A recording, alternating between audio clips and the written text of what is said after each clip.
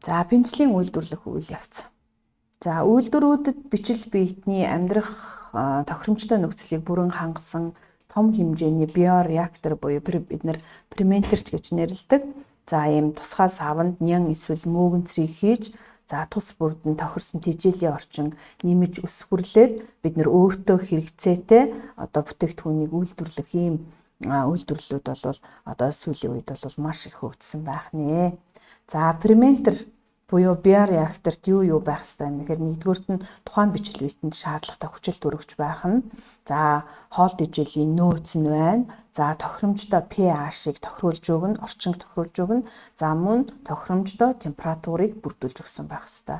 За энд бол бичил биетнүүд өсч үржиж за пенициллинийг ялгаруулна. За тодорхой хугацааны дараа мөөгөнцрийн өсгөрийг ферментерээс юулэн авч пенициллинээ бид нар ялган авч ариутгаад за эмчилгээнд хэрэгэлдэг байх нэ.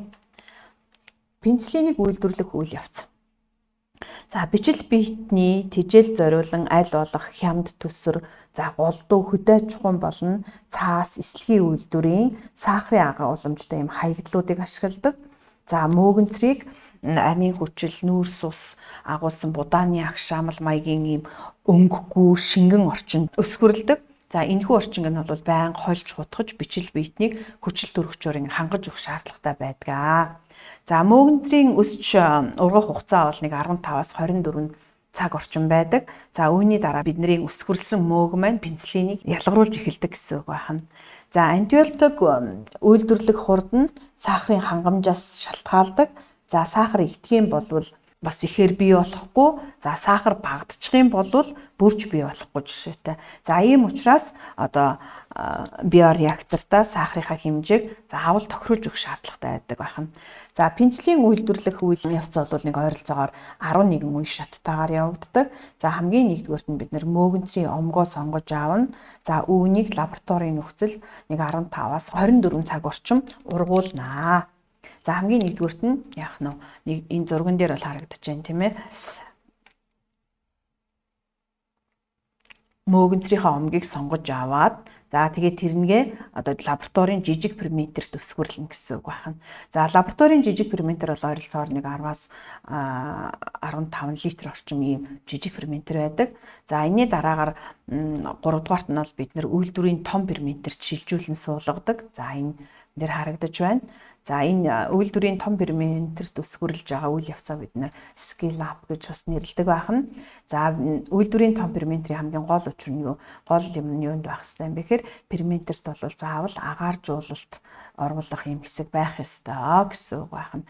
За 5 дугаар хэсэг дээр бол өсгөрч шаардлагатай бодисыг ферментер рүү нэмж өгөх юм хэсэг байгаа. За энд өсгөрт шаардлагатай бодисоо бол мөөгд хэрэгцээтэй хоол ижилийн зүйлийг оруулах гэж юм гэсэн. Тэгээ энэ маань яах ёстой юм бэ гэхээр ариутгах чиж бид нар заавал оруулах шаардлагатай. Хэрвээ ариутгахгүй оруулах юм бол бидний өсвөрлөлтийн явц болон тэжээлийн орчин өөрчлөгдөх өөр бактери үржих ийм нөхцөл бүрдэх учраас заавал ариутгасан хоол тэжээлийг ферментер рүү нэмж өгөх ийм хэсэг байх нэ. За өсвөрлөх явцын тэжээлийн орчин pH нь 5 байхаар за мөн хүчил дөрөгч за дулааны ингээд бүх зүйлийн тохируулсан лабораторийн ферментертэй мөөгөө өсгөнө гэсэн үг байна. За дараагийн үе шатны хувьд за 6 дугаарт нь бид нар юу хийх юм бэ гэхээр за ферментерт нэг ойролцоогоор 7-оос 10 хоногийн өсвөрлөлт явуулж пенициллинийг мөөг маань ихээр бий болгоно. За энэний дараа бид нар пенициллинээ тусгай савнд юулж авдаг энэ 6 дугаар хэсгээр харагдаж байна. За ингээд юулж аваад өсвөр дээр химийн бодис нэмээд тундсжуулна. Химийн бодисоо нэмээд тундсжуулчихна. За тэгээд 8 дугаарт нь яах юм бэ гэхээр өндөр даралтын нөлөөгөөр химийн бодисоо холцоос нь цэвэрлчихэж байгаа пенициллинээс нь. За ингэчээд 9 дугаарт нь тунгааж цэвэрлээд 10-д нь болохоор центрифугдээд хатаачна. За ингээд савлахад бэлэн болсон пенициллин маань үйлдвэрлэгдээд бэлэн болсон гэсэн үг байна. За пенициллин үйлдвэрлэх үйл явцыг ерөнхийдөө зургаар харуулсан байна. За пенициллиум гэдэг мөөгийг лабораторийн нөхцөлд өсгөж энэ мөөг маань амьдрах явцдаа пенициллинийг их хэмжээгээр ялгаруулдаг гэсэн үг байна. За энэ биореактор буюу ферментер маань энэ дээр харагдаж байна. За энэ дээр бол нүүрс ус амийн хүчлийг агуулж байгаа мөөгөнцрийн өс бүртээ сав гэдэг ингэ заачсан байж байна. За дулааныг тохируулах цорго байж байна. За дараа нь хүйтэн усны цорго байж байна. Агаар орох юм хэсэг байна. За энэ бол нөгөө бидний өс хүрлэлтэнд шаардлагатай хүчил төрөгчийг ийшээ оруулах. За мөн энэ өс хүртээ орчноо яхан тодорхой хэмжээгээр хольж хутгах шаардлагатай.